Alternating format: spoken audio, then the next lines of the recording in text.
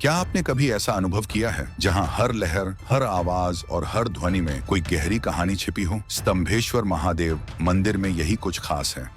यह मंदिर गुजरात के कच्छ में स्थित है और यह सिर्फ एक धार्मिक स्थल नहीं, बल्कि एक रहस्यमयी यात्रा का द्वार है जिसे हर भक्त को एक बार अनुभव करना चाहिए। यहाँ भगवान शिव का स्वयंभू शिवलिंग समुद्र के बीचों बीच उभरता और डूबता रहता है, जैसे समुद्र और शिव के बीच एक अनकहा संवाद हो। हर दिन समुद्र की लहरें इस शिवलिंग को छूने की कोशिश करती हैं, लेकिन हर लहर के पीछे एक रहस्य, एक दिव्यता छिपी होती है। कहा जाता है कि इस मंदिर में आकर कृतिकेय जैसे महान योद्धा ने समुद्र से शांति की शक्ति प्राप्त की थी और आज भी श्रद्धालु यहाँ आकर अपने जीवन के संकटों से मुक्ति की कामना करते हैं। लेकिन यह सिर्फ आस्था की बात नहीं है।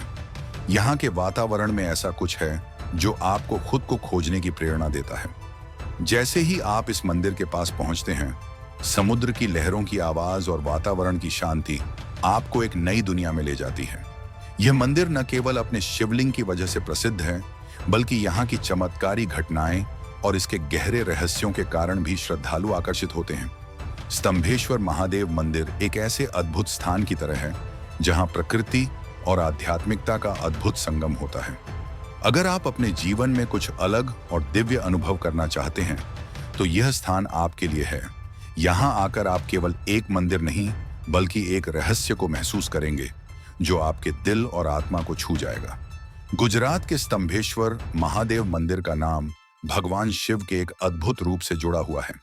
यह मंदिर समुद्र के किनारे स्थित है और यहाँ के समुद्र में एक रहस्यमयी और दिव्य वातावरण फैला हुआ है। इस मंदिर की महिमा से जुड़ी एक प्रसिद्ध कथा है जिसमें कृतिकेय, भगवान शिव के पुत्र और उनके अद्भुत साहस का वर्णन किया गया है। यह कहानी न केवल एक युद्ध की गाथा है, बल्कि यह धर्म, साहस और विश्वास की जीत की कहानी भी है। स्तंभेश्वर महादेव के साथ कृतिकेय का संबंध और उनकी वीरता के साथ उनका तार्किक जुड़ाव इस मंदिर की ओर आने वाले श्रद्धालुओं के लिए एक अनमोल धरोहर है। कृतिकेय का समुद्र से सामना। कृतिकेय का जन्म भगवान शिव और देवी पार्वती से हुआ था। उन्हें विशेष रूप से युद्ध के देवता के रूप में पूजा जाता है। एक बार जब देवताओं ने कृतिकेय से सहायता की प्रार्थना की, उन्होंने एक महान युद्ध के लिए समुद्र के रास्ते पर जाने का निश्चय किया। इस समय स्तंभेश्वर महादेव का मंदिर अभी भी अस्तित्व में था और वहां शिवलिंग समुद्र के पास स्थापित था। कृतिकेय समुद्र के रास्ते से गुजरते हुए यहाँ पहुंचे थे।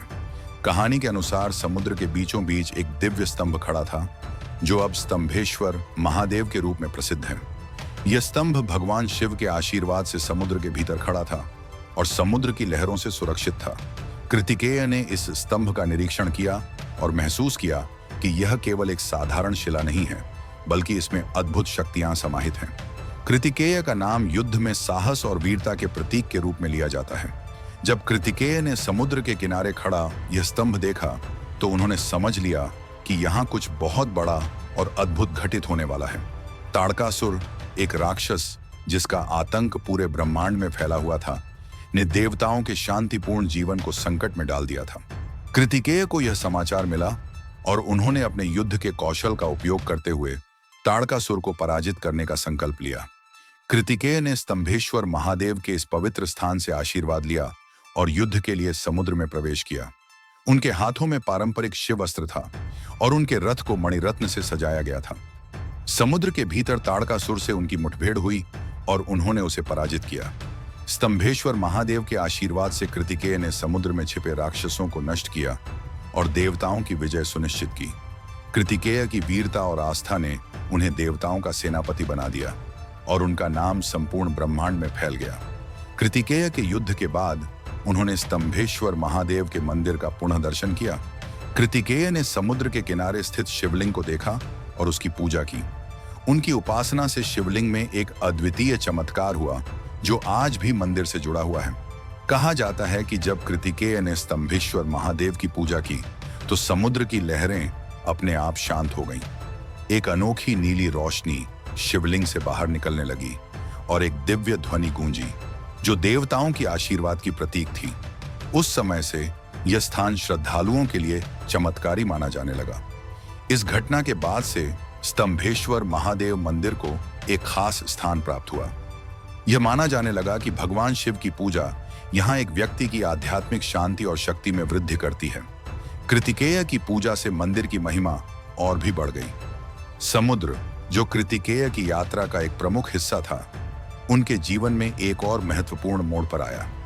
कृतिकेय की वीरता और उनके युद्ध के बाद उन्होंने समुद्र के बीचों बीच एक अलग रहस्यमय स्थल की यात्रा की।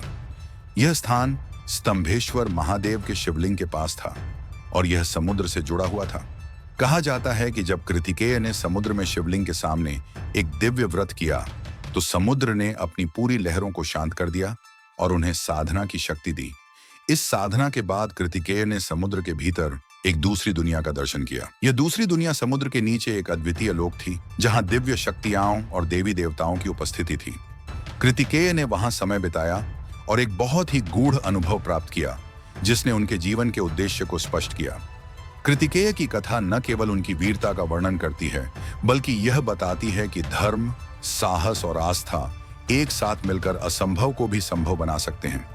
उन्होंने स्तंभेश्वर महादेव के माध्यम से न केवल समुद्र की लहरों को शांत किया, बल्कि धर्म के रक्षक के रूप में अपने कर्तव्यों को निभाया।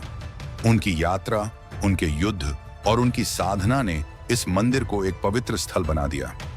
श्रद्धालु आज भी इस स्थान पर कृतिकेय की पूजा करते हैं और उन्हें अपने जीवन में साहस, शांति और दिव्य मार्गदर्शन के लिए आशीर्वाद प्राप्त होता है। लेकिन क्या आप जानते हैं, इस मंदिर के नीचे एक और दुनिया छुपी है, जो किसी साधारण मानव के लिए नहीं, बल्कि उनके लिए है जो शिव की पुकार को सुन सकें। यह कहानी है एक युवा तपस्वी की और एक रहस्यमयी द्वार की, जो केवल समुद्र के भीतर डूबे स्तंभेश्वर के समय खुलता है और वहां से निकलती है एक दूसरी दुनिया की रहस्यमयी गंध। वर्ष 1811, अंग्रेजों का भारत पर शासन। उस दौर में एक युवा साधु, जिसका नाम था रथविज, हिमालय की गुफाओं से यात्रा करते हुए भरूच पहुंचा। वह मंदिरों की ज्योतिषीय रेखाएं और प्राचीन गुप्त ज्ञान एकत्र करता था। जब उसने स्तंभेश्वर महादेव का नाम सुना तो कुछ विचित्र हुआ। उसके शरीर में बिजली सी दौड़ गई। उसे हर रात एक ही सपना आने लगा, एक समुद्र के भीतर जलता हुआ दीपक और एक द्वार जो जल में भीगकर भी धधक रहा था। रथविज मंदिर पहुंचा और लहरों की चाल को देखने लगा। 3 दिन तक वह बिना हिले डुले वहां बैठा रहा। चौथे दिन जब समुद्र ने शिवलिंग को पूरी तरह ढक लिया, समुद्र की लहरें अचानक शांत हो गईं और तभी जल के भीतर कुछ चमका। रथविज ने ध्यान केंद्रित किया और देखा कि शिवलिंग के ठीक नीचे एक गोलाकार नीली ज्योति वाला द्वार क्षण भर के लिए प्रकट हुआ और फिर लहरों में गायब हो गया। लोगों को कुछ समझ नहीं आया, लेकिन रथविज जानता था यह कोई साधारण स्थान नहीं, ये किसी रहस्य का प्रवेश द्वार है। 33 दिन तक रथविज ने वहीं रहकर उपवास और ध्यान किया। 33वीं रात आकाश में चंद्र ग्रहण था, समुद्र शांत था और शिवलिंग आधे जल में था। तभी एक अद्भुत घटना हुई। समुद्र ने पीछे हटना शुरू किया और शिवलिंग के नीचे वो द्वार धीरे धीरे पूरी तरह प्रकट हो गया। उसकी सतह पर प्राचीन लिपि में लिखा था, न भूतो न भविष्यति। द्वार वहीं खोल सकता है जो स्वयं को खो चुका हो। रथविज ने आंखें मूंदी और जैसे ही उसने मंत्र पढ़े, द्वार खुला और अंदर से एक रहस्यमयी नीली रोशनी बाहर निकली। रथविज नीचे उतरा और जैसे ही वह सीढ़ियों से नीचे गया, उसे लगा मानो समय रुक गया हो। वह एक दूसरी दुनिया में प्रवेश कर चुका था, जिसे जल लोक कहा जाता है। वहां के पत्थर चमक रहे थे, दीवारों पर शिव के अनगिनत रूप उकेरे गए थे और हवा में एक दिव्य कंपन था। लेकिन सबसे हैरान करने वाली बात थी, वहां सैकड़ों तपस्वी समाधि में लीन थे, जो कभी इस द्वार से नीचे आए थे और अब शिव की सेवा में निःशब्द जी रहे थे। एक दिव्य आवाज गूंजी, यह स्थान केवल उन्हीं के लिए है जो अपने अंत को स्वीकार कर मेरे अंतर को खोजें। यहां से बाहर लौटने वाले बहुत कम हैं।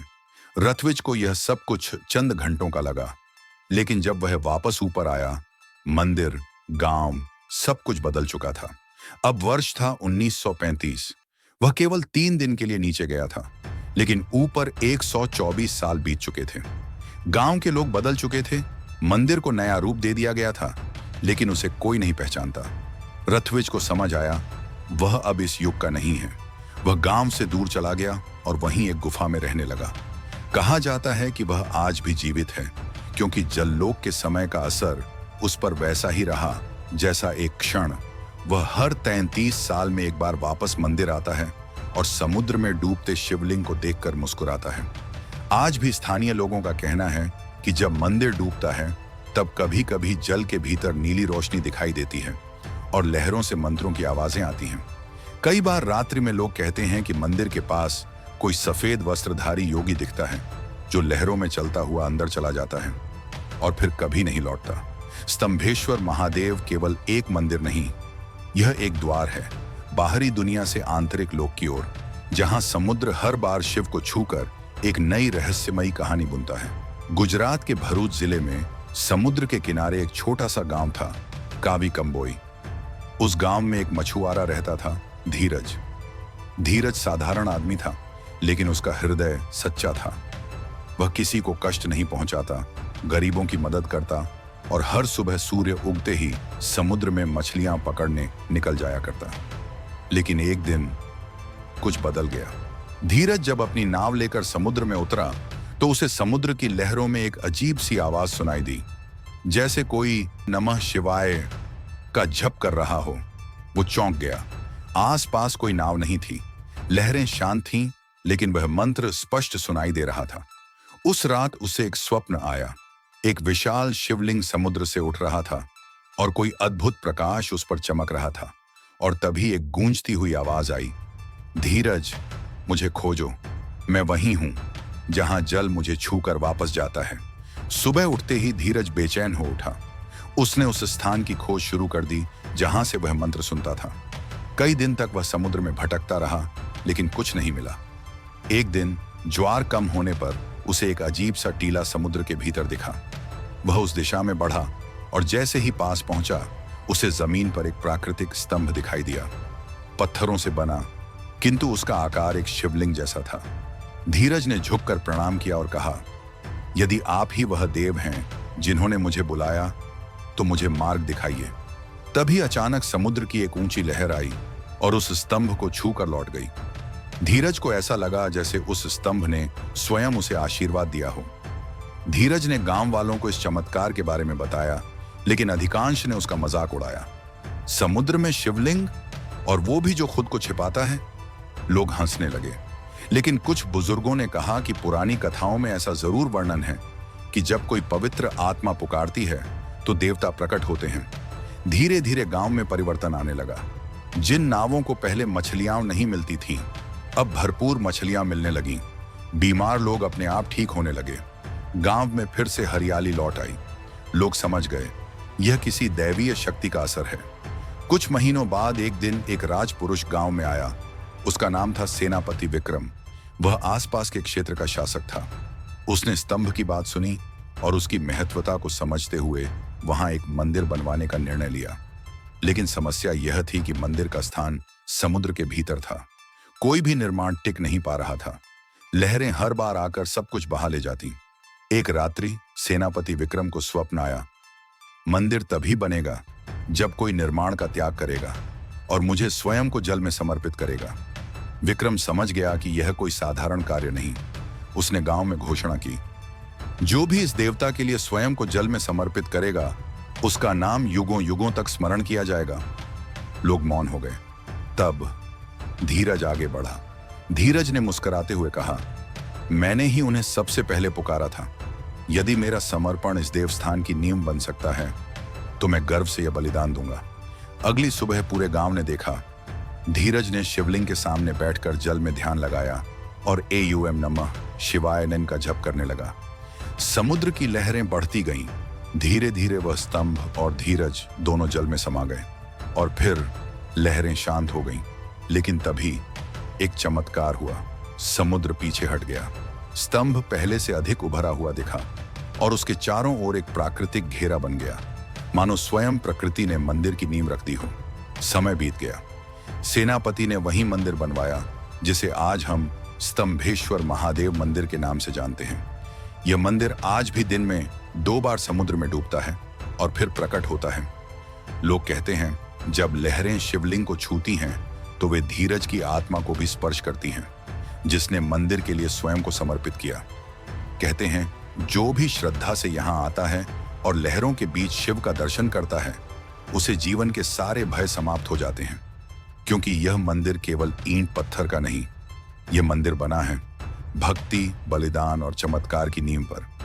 कभी कभी ईश्वर स्वयं हमें पुकारते हैं, लेकिन क्या हम उस पुकार को पहचान पाते हैं? धीरज ने पहचाना और आज भी उसका नाम उन लहरों में गूंजता है जहां से हर सुबह एक नई आस्था की शुरुआत होती है। तो दोस्तों, ये था रहस्यमयी स्तंभेश्वर महादेव मंदिर का वो अद्भुत संसार जहां समुद्र की हर लहर भगवान शिव की महिमा का गुणगान करती है। क्या आपने भी कभी ऐसा चमत्कारी अनुभव किया है? अगर हाँ, तो नीचे कमेंट में जरूर बताएं। और अगर आप यहाँ कभी गए हैं तो अपने अनुभव हमारे साथ जरूर साझा करें। अगर आपको यह वीडियो पसंद आया हो तो लाइक करना बिल्कुल मत भूलिए और ऐसे ही रहस्यमय और आध्यात्मिक सफर के लिए कमेंट करके बताएं कि आप अगली वीडियो किस मंदिर या कहानी पर देखना चाहेंगे। और हाँ, ऐसे रोचक और दिव्य कंटेंट को देखने के लिए हमारे चैनल को सब्सक्राइब करें और बेल आइकन दबाएं ताकि अगली रहस्यमयी कहानी सीधे आप तक पहुंच सके। कमेंट में हर हर महादेव जरूर लिखें। मिलते हैं अगले वीडियो में एक और अद्भुत यात्रा के साथ। हर हर महादेव। धन्यवाद।